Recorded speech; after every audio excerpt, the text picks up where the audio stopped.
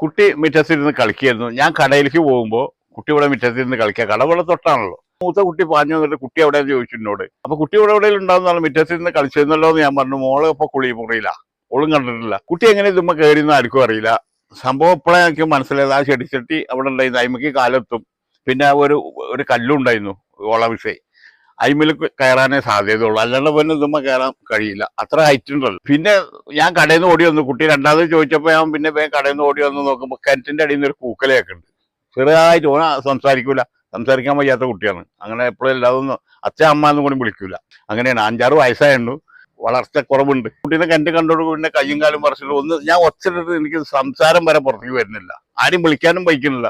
കിണറ് കയറ് കൊടുത്തു, എങ്ങനെയും തൂങ്ങിപ്പിടിച്ച് ചാടി ഇറങ്ങി എന്തെങ്കിലും ചെയ്യാതെ കുട്ടിയെ കൂടി പരക്കന്മാരെ നോലോടിച്ചപ്പോഴേക്കും ആൾക്കാരൊക്കെ പാഞ്ഞുകൂടി ഒരു 100-100 ആളായി അവിടെ.